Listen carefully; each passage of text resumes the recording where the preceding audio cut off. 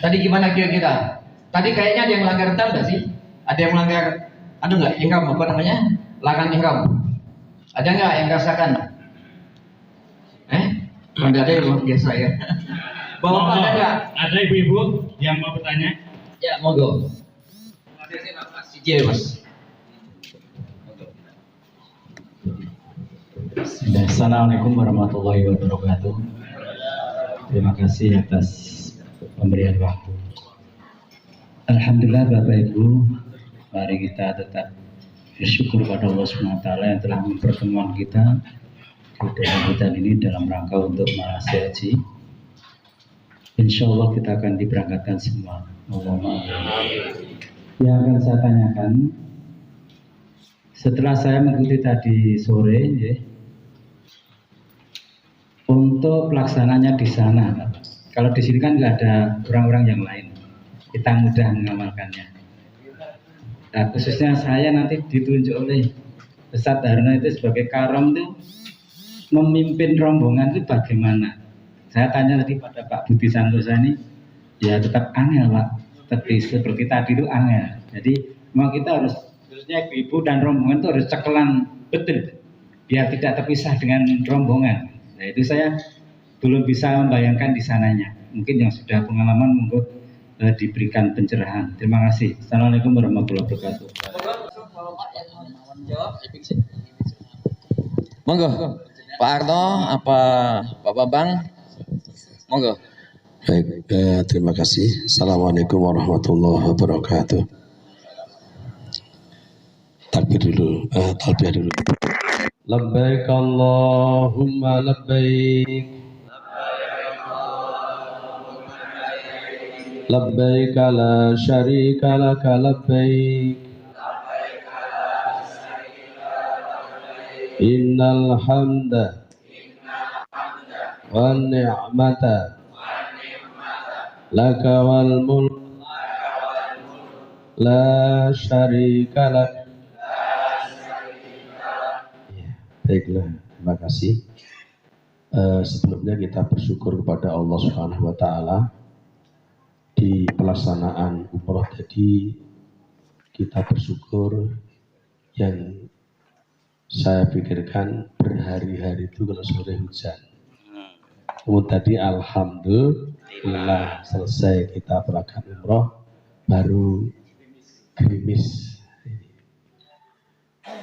Kemudian pertanyaan dari Pak Sugeng, maaf, tentang bagaimana nanti ketua rombongan atau pembimbing untuk memandu jamaahnya.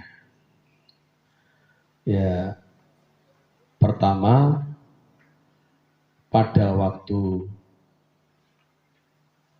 sampai di hotel, ketua rombongan itu turun mengambil jatah kamar bagi anggotanya. Dan jamaah lainnya masih berada di bus. Setelah mendapat nomor hotel masing-masing dari nomor hotel anggotanya, kemudian dibantu ketua regu, yaitu membagi kunci ke anggotanya. Kemudian setelah itu koordinasi, kalau itu di Madinah kan koordinasi amalan-amalan berikutnya sudah ada dalam jadwal. Koordinasi tentang kapan mengawali sholat berjamaah di Masjid Nabawi. Karena diistilahkan ada amalan arba'in, sholat berjamaah di Masjid Nabawi selama 40 kali. Itu diusahakan jangan sampai mengawalinya itu terlewatkan. Itu dengan cara pertama itu diusahakan bisa bersama-sama. Kalau posisi pemondokan itu agak jauh, namun kalau dekat Ini kan sudah lihat, namun diusahakan juga tetap bersama-sama. Nanti untuk bapak-bapak masuknya dari pintu mana, ya keluarnya dari pintu yang semula masuk. Kemudian untuk sandal itu jangan letakkan di tempat sandal tepi pintu. Nanti sering itu tercecer. Di bawah saja, di dalam itu ada rak sandal, ada nomornya. Rak sandal nomor sekian. Itu diingat-ingat dan sholat di dekatnya. Kemudian di kanan kiri jalan masuk itu sudah ada zam-zam. Bisa diberitahukan minum zam-zam dulu boleh dengan satu pertimbangan, kalau yang tidak berani dingin ada tulisan al-ma'u zam-zamu ghairu barid. Tulisannya biru atau hijau ya. Tulisannya hijau. Ada saya itu. Ya. Kemudian yang berikutnya diusahakan juga bisa pulang bersama. Setelah itu terbiasa, itu nanti berarti kan sudah tidak. Untuk ibu-ibu tempat jamaah putri itu berbeda, terpisah. Ini juga diusahakan jangan sampai, karena pintu-pintunya hampir sama. Pintu nomor 36 katakan, itu nanti diusahakan keluarnya pintu itu lagi. Nanti kalau pintu yang lainnya bisa keluar bersama ke hotel orang lain. Ini jangan sampai sendirian dulu awal-awalnya. Ini. Kemudian yang berikutnya, kalau di Madinah, nanti kalau ke Raudhah itu sudah ada sekarang ketentuan tasreh. Nanti lewat kloter memberikan informasi untuk kita, misalkan kita kloter 50 katakan. Nanti ke Raudhah hari ini sekian jam sekian. Itu diusahakan jangan sampai terlambat. Kalau terlambat kita tidak bisa ke Raudhah. Kenapa? Terlepas daripada tasrih itu. Ini. Namun juga kadang-kadang kita dari nyerobot. Pokoknya dari Indonesia gabung gitu. Ternyata apa? Kalau jatahnya sekali, namun kalau bisa ngakali, gitu, pengen 2 kali, namun ini monggo lah gitu. Itu bisa ada cara yang lain. Namun bisa sekali puas. Ini ketika di Madinah. Kemudian untuk ziarahnya, koordinasi jamaah itu penting. Jangan sampai jamaah belum lengkap, dihitung, selalu menghitung jamaah. Dan lengkap Bapak Ibu, sudah lagu 1, 2, kalau sudah bisa ada yang tertinggal. Soalnya kita negeri lain, orang lain yang kita medannya banyak yang belum kenal. Ini kalau di Madinah. Kemudian ketika di berjalan gelombang pertama ke Mekah lewat Mikot, yaitu di Bir Ali atau Dzul Hulaifah, di sana ketua rombongan betul memantau jamaah, yaitu di Bir Ali itu hanya sholat tahiyat masjid singkat, jangan doa lama-lama. Setelah itu masuk bis didata betul, kemudian ketika melafalkan niat untuk ihram umroh, itu jangan sampai ada yang terlewatkan. Misalkan ada jamaah yang belum naik bus, atau boleh sebelum naik bus kumpulkan dulu, lengkap jamaah, baru didereke membaca niat. Kalau tidak terlewatkan sampai di jalan, aku mau durung labaika umroh tani, lapiye ya, kita kan kena masalah ini. Maka diusahakan bisa ini diantara. Kemudian setelah sampai di Hotel Mekah, sama ketika di Madinah, menentukan untuk kapan kita umroh, ini nanti tinggal tunggu komando dari pihak pembimbing, yaitu mengusahakan waktu yang tidak, ketika umroh tidak memotong sholat, tidak terpotong oleh sholat. Contohnya ketika sampai di hotel itu saja ba'dal asar, itu kalau langsung misalkan umroh nanti terpotong maghrib, terpotong, kita upayakan istirahat dulu, selesai sak baru berangkat ke Masjidil Haram. Sehingga apa? Jamaah tetap utuh, tidak terpisah. Dan apa? Diusahakan untuk masing-masing mengenal sekitar hotel. Menuju ke Masjidil Haram itu tanda-tanda apa yang dikenal, sehingga nanti kalau ada bingung itu saling mengingatkan. Diusahakan tetap kompak sama-sama. Nah, setelah sampai di dekat Haram, mungkin ada yang perlu hajat untuk ke toilet, nah ini ditunggu dulu. Salah satu, mungkin dua, atau memang toilet, ditunggu sampai semua lengkap. Jangan sampai nanti yang mau keluar ke toilet juga beritahu pada teman yang lainnya. Jangan sampai nanti toilet langsung, jangan. Sehingga apa? Sehingga nanti akan, terutama untuk awal-awal. Nah, kemudian untuk memulai tawafnya itu nanti dipandu oleh pihak pembimbing. Kemudian yang berikutnya ketika pembagian ini sudah tawaf selesai tawaf umroh selesai, pulang ke hotel. Untuk pembagian akomodasi tempat makan, kalau yang kemarin 3 kali pagi, siang, sore, ini ketua rombongan membagi tiap-tiap regu. Jadi misalkan hari Senin atau hari pertama regu 1 rombongan. Nanti hari kedua regu 2, hari ketiga regu 3, hari keempat regu 4, hari kelima kembali regu 1. Kalau dihitung harinya kan tiap hari Kamis, sehingga kan gadok. Nah, jumlah regu itu untuk tugas jadi 4 hari sekali. Regu 1 gitu Pak Gisi. Regu 2 berikutnya muter sampai selesai.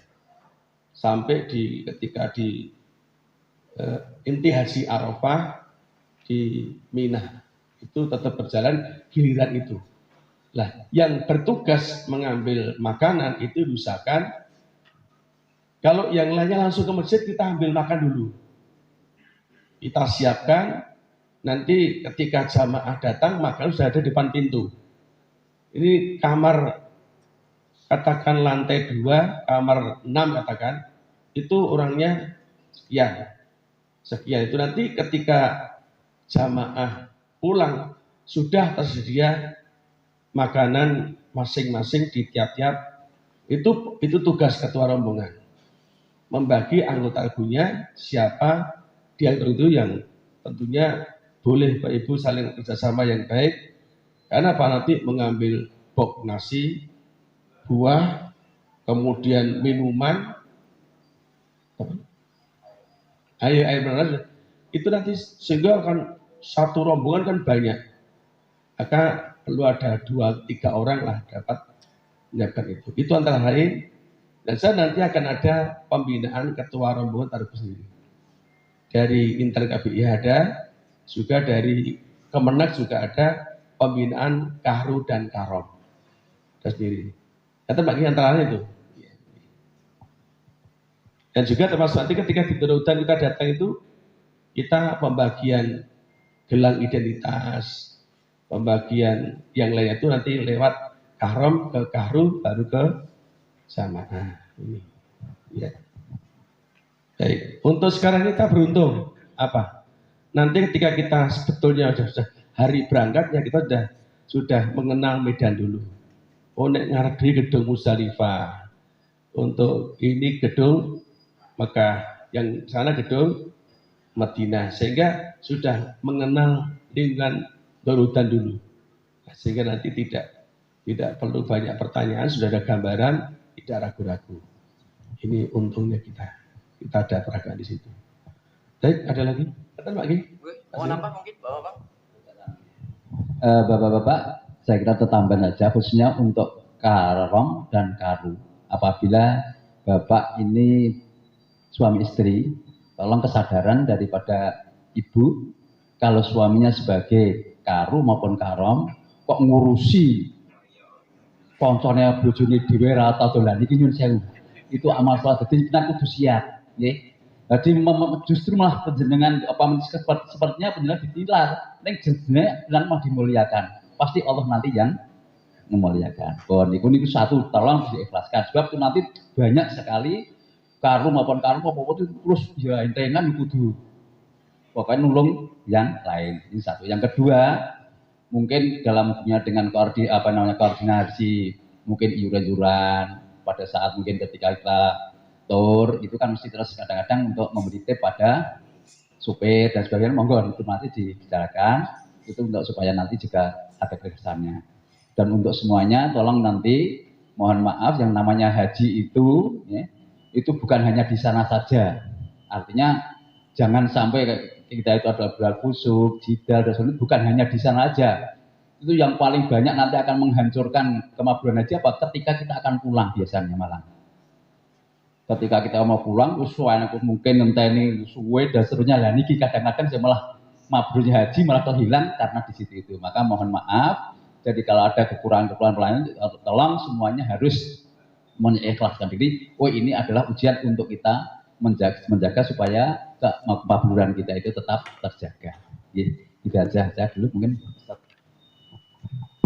Bismillahirrahmanirrahim. Assalamualaikum warahmatullahi wabarakatuh. Bapak-bapak, ibu-ibu, nanti di sini akan dikasih gelang. Gelang karet. Jadi di sini nanti akan dibagi gelang living cost. Pinter saat ini Pak? 1.000 atau 1.000 sekarang? 1.500. Bukan 750. 750 real mungkin. Yang kemarin 1.500, sekarang kalau tidak salah 750.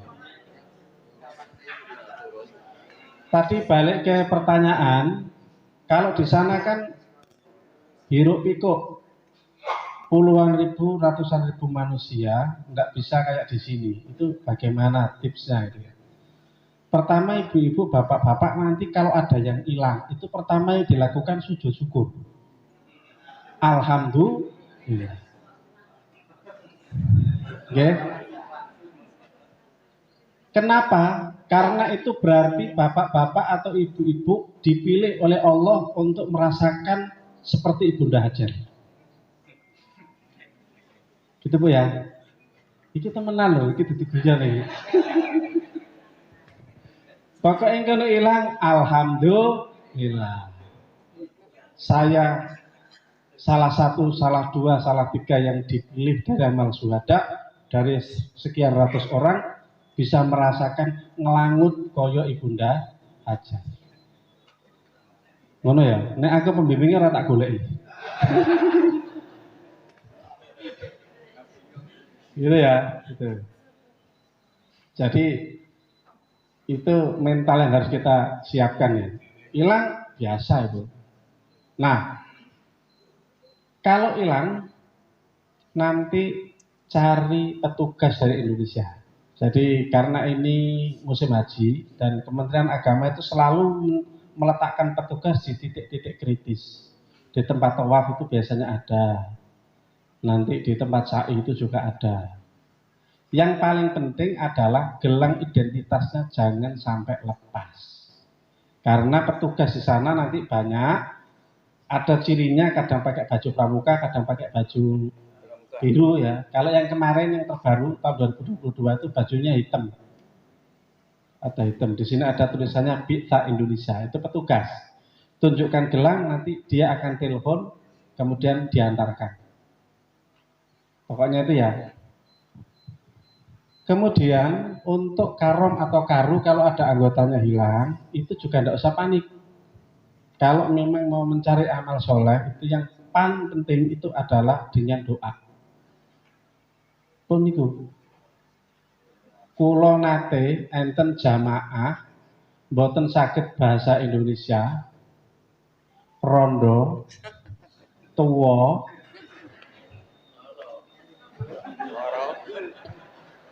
identitasnya ditilar teng kamar sempurna toh budal teng masjid jam 3 niku kula manten subuh niku tilem toh digugah. Ustaz, ini jamaahnya ical. Loh, sinten? Lah ada identitas. Ini ketinggalan identitasnya. Waduh, komplit. Ya pun terus ibu sarapan dulu, ibu sarapan. Pun kula akhirnya mudhun sekitar jam 7 mboten sare. Terus pikir gile golek iki. Niki mau ketua rego, ketua rombongan pokoknya gampang golek bismillahirrahmanirrahim toah. Kula toah nih. Toah. Kemudian toah sunnah.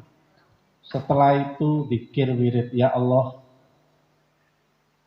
jamaah saya ini tidak bisa bahasa Indonesia.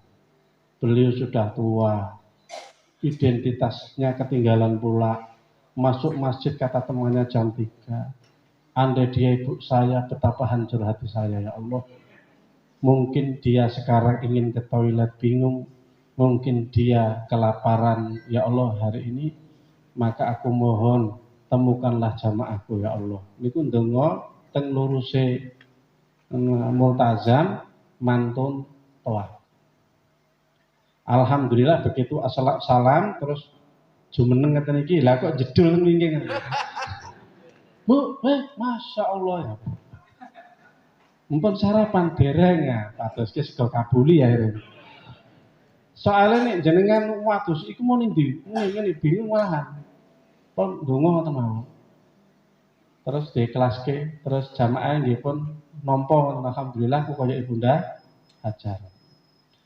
Nah, tapi ada beberapa tips yang juga perlu dicatat. Satu, biasanya kalau baru datang awal itu emosional. Itu kadang-kadang bikin hilangnya di situ sebenarnya, Pak. Emosional itu misalnya deleng Ka'bah, nangis. Nangis di mboten napa-napa. Bar niku nyedak. Rombongan itu mriki terus nafsu nyedak. Bisa. Apa kita tidak boleh megang Ka'bah? Boleh, tapi jangan ditawaf ketika pertama. Yang pertama kali itu pikirkan kawan-kawan yang lain. Mungkin golek ya aku malah dadi gawe gitu. Jadi yang pertama itu jangan emosional. Yang kedua yang bikin hilang itu biasanya habis tawaf, ndongone suwe nangis, diusir kalau askar, bisa karo jamaah. Berarti carane pripun? Ndongone aja suwe-suwe.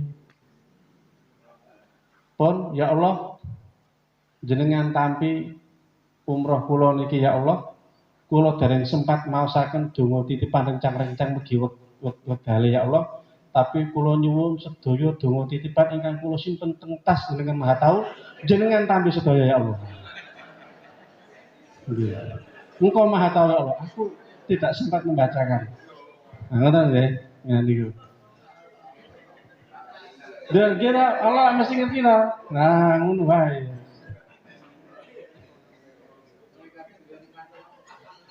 Gitu ya. Nah, terus yang juga biasa potensi pisah itu ada yang batal. Jadi ini apa? Emosional, ndungone kesuwen. Terus ngentut. Kadang-kadang niku sanjange niku empun mantul mbek sanjang. Pak Ustadz kula wau 3,5 putaran kentut. Lah, siki wis rampung kabeh lagi ngomong. Kalau pembimbingnya banyak tidak ada masalah. Saya pernah ngalami gitu. Mutawaf lain saya suruh nganter sa'i, saya nganter jamaah yang habis kentut itu. Nah, maka apa yang harus dihindari? Kalau sudah mau umroh, nanti dihindari makan-makan yang membuat kentut. Misalnya susu. Nah, nanti Pak Dokter yang jelaskan nanti. Susu, terus gubis, ndok. Apa malah Pak Dokter? Pokoknya yang bisa merangsang gas itu dihindari. Karena saya pernah bawa jamaah amal suhada itu nuwun sewu sampai menceret di tempat tawaf, menjelang tawaf. Ternyata tak tanya ibu-ibu minum susunya kebanyakan, terlalu banyak minum susu sapi itu loh Bu. Nah itu kan kadang-kadang temriki kembung. Nah niki ya. Pon apa malih? Pon niku mawon. Yuk, mungkin udah cukup. Ya. Kemudian ibu-ibu lagi, ibu-ibu sekarang, monggo. Ada ibu-ibu? Tadi kira-kira yang tadi itu hasilnya apa? Oh, monggo. Sini Bu.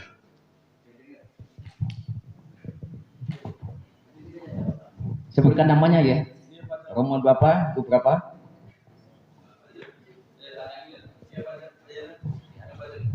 Bismillahirrahmanirrahim. Assalamualaikum warahmatullahi wabarakatuh. Dari rombongan 3 Regu 2. Erek tanglet napa niku masalah kita putri tidak boleh melepas baju setelah dari mikot kemudian masuk ke hotel selama menunggu umroh di kamar tidak boleh membuka aurat, bolehnya di kamar mandi. Seumpama itu dalam artian memang betul-betul letter seperti itu atau maksudnya yang penting tidak ada orang yang melihat aurat kita ketika kita membukanya. Mungkin membuka kaos kaki di dalam kamar itu tidak di kamar mandi tapi di ruangan itu, tapi teman lain tidak melihat, itu berarti boleh apa tidak?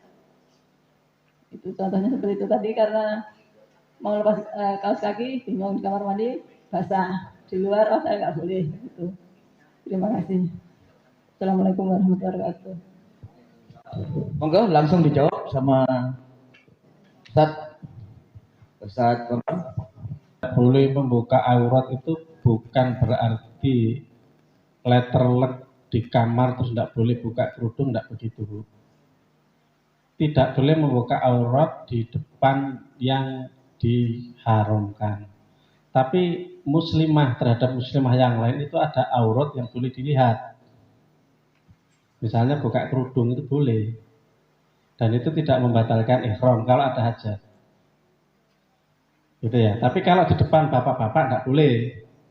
Gitu lah. Enggak boleh. Gitu Bu ya. Jadi kalau misalnya nanti kaos kakinya basah gimana? Jadi ganti, dibuka. Kalau di depan muslimah, di kamar kan muslimah semua itu. Nah, itu enggak apa-apa. Itu aurat yang boleh nampak di depan muslimah. Depan muslimah. Gitu ya Bu ya. Ya, cukup ya Bu. Monggo laki-laki lagi sebelah sana Ya, Pak Presiden. ya ada yang jelas tuh tadi ada hajatnya ya. Ada hajat. Misalnya mau ganti kerudung, mau ganti ya diganti. Misalnya kerudungnya najis, diganti ya dibuka. Muslimah yang lain lihat gimana? Apa itu bukan aurat, bukan buat muslimah yang lain. Kecuali daerah-daerah vital yang memang tidak boleh dilihat oleh muslimah. Gitu ya. Itu ya Ibu Yi, jelas ya. Monggo Bapak. Sini, monggo. Coba sini Pak. Jadi. Oke. Sebutkan nama ya sama. Terima kasih. Bismillahirrahmanirrahim. Assalamualaikum warahmatullahi wabarakatuh. Dari rombongan 1 Regu 3, nama Bambang Wahyono. Kita tadi barusan melaksanakan umroh bersama. Yang ingin kami tanyakan pelaksanaan khususnya umroh tadi, 1, perangkat lain selain pakaian ihram tidak berjahit. Tadi ada yang membawa tas berjahit, ada yang membawa ikat pinggang berjahit, ataupun mungkin perangkat lain yang melekat pada tubuh itu diperbolehkan apa tidak. Yang nomor 2, kami masih ada kebingungan karena memang iklim dan cuaca di sana dengan di sini sangat berbeda barangkali begitu. Apa diizinkan di saat sa'i khususnya itu memakai alas kaki? Ada yang bilang bisa, ada yang bilang tidak. Ini bagaimana kepastiannya supaya nanti ada gambaran yang jelas, karena informasinya itu sangat dingin kalau itu dingin barangkali, dan sangat panas kalau itu musim panas. Kemudian yang ketiga, saat tahallul ataupun bercukur, perangkat itu apa kita membawa sendiri dari rumah atau sudah disediakan dari biro dari pengelola, atau bagaimana hukum rumusnya barang yang ada? Karena kalau dari rumah barangkali nun sewu di saat kita di bandara mungkin nanti kena operasi gunting, tidak boleh dibawa dan sebagainya. Mohon penjelasannya matur nuwun. Assalamualaikum warahmatullahi wabarakatuh. Baik, terima kasih. Dari pertanyaan yang ketiga dulu, di saat tahallul, perangkat tahallul terutama gunting itu bisa membawa dari rumah hanya diletakkan di koper. Ya, koper besar. Kalau di tentengan atau di tas paspor jelas itu nanti tersita. Jadi sejenis misalkan membawa pisau atau membawa gunting itu nanti diletakkan di koper besar. Kita akan lolos. Kemudian untuk misalkan saya tahu sana itu nanti kadang-kadang maaf ada calo meminjamkan gunting, akhirnya minta real balas 10 real. Makanya saling membantu, jadi ketika berangkat ke masjid untuk sudah ada satu regu katakan itu 2-3 orang siap atau suami itu sudah bawa masing-masing boleh. Sehingga tidak perlu mudah menerima tawaran pinjaman gunting karena gurungono 10 real. Kita akan terjadi satu biasanya ya ini serodok brundel. Ini untuk tahlulnya. Jadi misalkan bapak tahu sendiri baru bapak menggunting rambut istri bisa menggunting yang lainnya. Ini yang pertama. Yang kedua tadi apa? Sendal. Ya, sendal itu mestinya itu ketika kita tawaf sa'i tidak pakai sendal. Itu tempat untuk sholat. Seperti tadi, ketika kita tawaf sa'i pakai sandal karena situasi. Mestinya itu sendal diberikan di tas cangklong sendiri sehingga ketika tawaf sa'i tidak pakai sendal. Ketika sa'i misalkan ada udzur kondisi kesehatan karena ketika sa'i itu katakan kakinya merasa jimpe, itu bisa terjadi juga. Ini boleh pakai sendal ini karena ada alasan itu. Namun pada dasarnya sa'i itu di tempat untuk itu tempat untuk sholat juga. Bismillahirrahmanirrahim.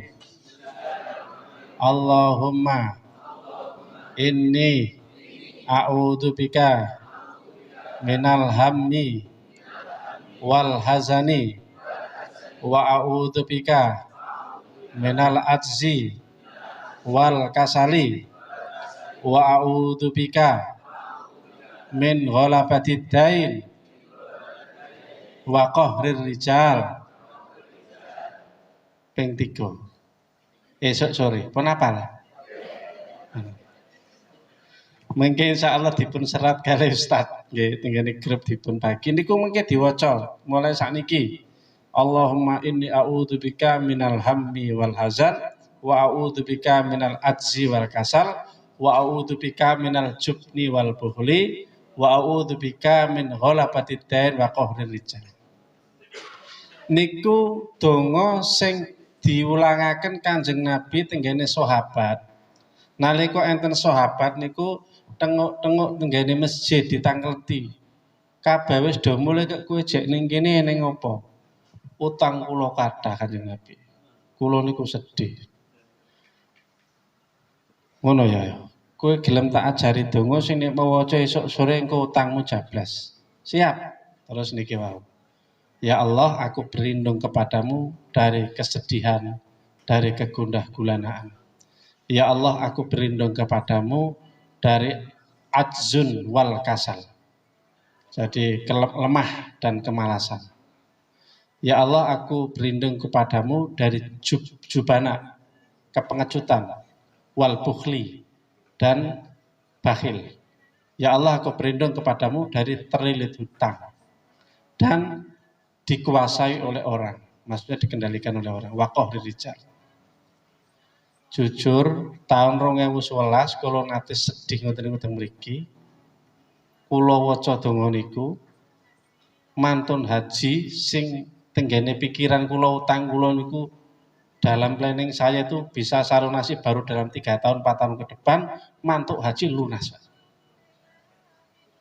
Saya dari jalannya kula nggih mboten ngertos. Mergi kula ajeng budal haji niku dikandhani nek kula duwe utang. Utang. Cari sedih nih, arep bimbing haji amal syuhada, lunga suwe nglangut duwe utang sisan. Nggih pun mulai kula waos mriki. Mantun haji alhamdulillah lunas. Ngoten nggih, Bu? Mumpun apal? Allahumma inni a'udzubika minal hammi wal hazan wa a'udzubika minal ajzi wal kasal wa a'udzubika minal jubni wal bukhli wa a'udzubika min ghalabati dain wa qahri rijal. Esok sore terutama di Masjidil Haram. Insyaallah mungkin atine tenang. Ngaten nggih. Dan Ampun, insyaallah Mas Darwi. sakit-sakit.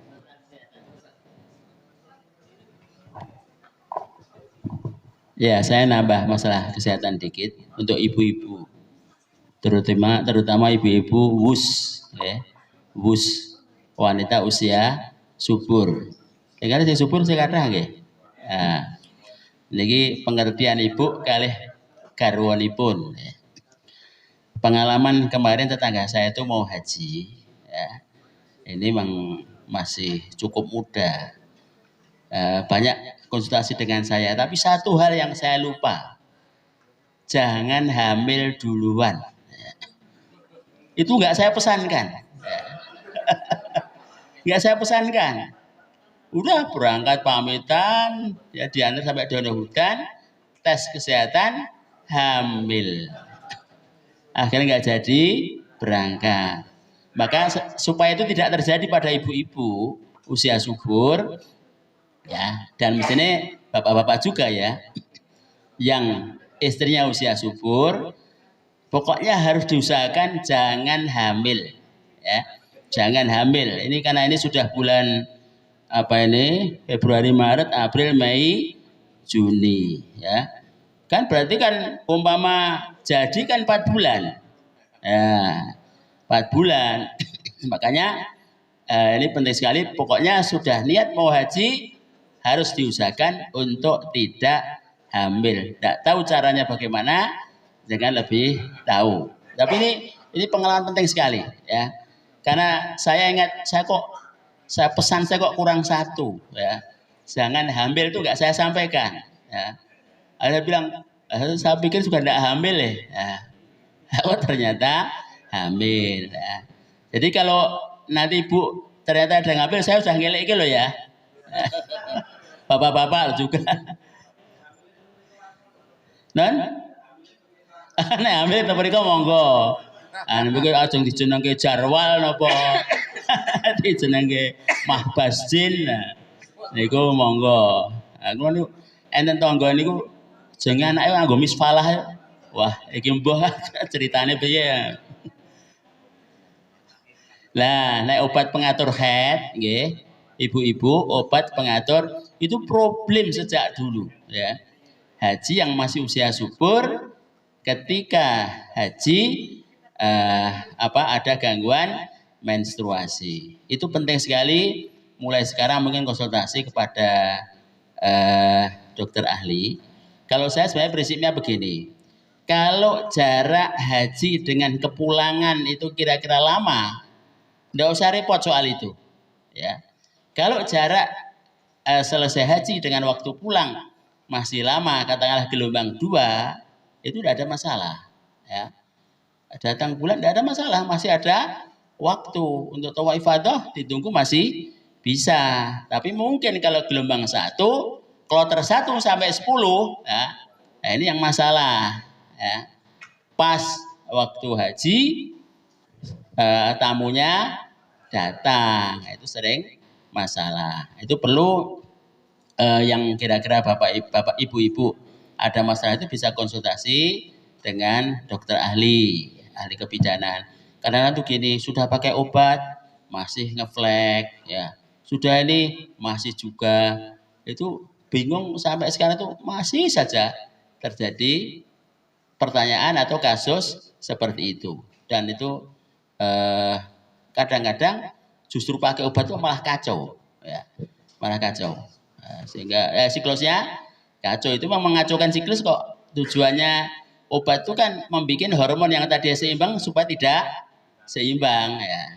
Tapi efeknya kadang-kadang justru menjadi tidak normal. Ibu-ibu bisa coba dulu. Aku coba ini kira-kira cocok enggak? Coba ini cocok enggak. Katakanlah misalnya, kenapa Bu? Namanya obat Bu? Pak Jana malah hafal nih ya.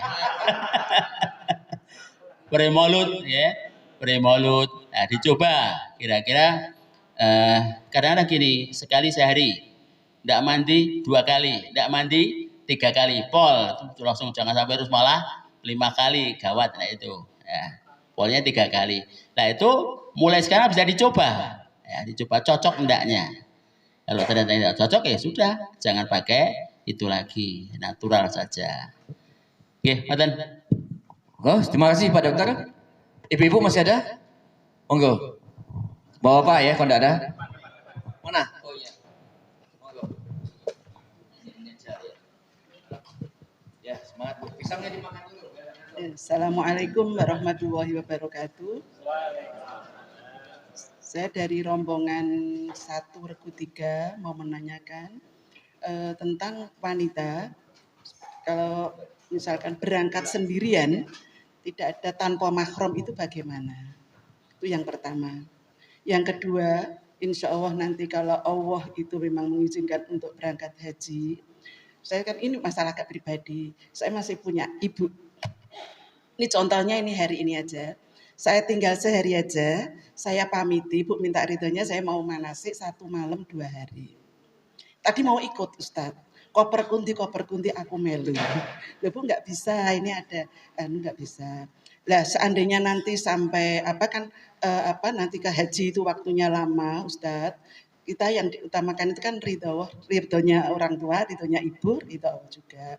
Lah nanti bagaimana Ustadz caranya untuk mendapatkan ridhonya ibu kita nanti berangkat haji. Jadi baru tinggal sehari aja sudah, nanti tadi tak telepon aja nggak mau bicara. Itu Ustaz. Itu Ustaz, ya. Nah, terus saya kemanapun saya pergi ikut Ustaz. Ya, gitu Ustaz. Nah, Assalamualaikum warahmatullahi wabarakatuh. Jadi baik, kembali seperti tadi nasihat Ustadz Bambang. Coba sebelumnya banyak memohon kepada Allah. Ibu, banyak berdoa kepada Allah. Semoga keberangkatan saya berhaji diri orang ibu saya dan merelakan kepergian saya tanpa harus dia mau istilahnya Joni kelayu atau mau ikut. Nanti insya Allah Allah akan bisa melunakkan hatinya. Insya Allah. Jadi mungkin sudah berdoa kepada Allah sehingga nanti ibu ketika pergi akan dilepas dengan legowo. Itu yang bisa membolak-balik hati manusia adalah hanya Allah. Akan begini. Ada tambahan mungkin? Ya, mau Pak Bambang. Oh, yang berkat masalah mahram itu kalau kita sudah bersama-sama dengan jamaah lain atau ibu-ibu yang lain, itu kita sudah terlepas dari persyaratan untuk harus pakai mahram. Jadi dulu ada dari istrinya seorang ulama di Kerugi, ini kan suami sudah meninggal, berangkat seorang istri, bagaimana kemudian tanya siapanya, kalau sudah bersama-sama wanita-wanita yang lainnya, ini sudah katakan tidak ada halangan untuk harus pakai mahram. Ini, Pak Bambang dengan Pak Bambang.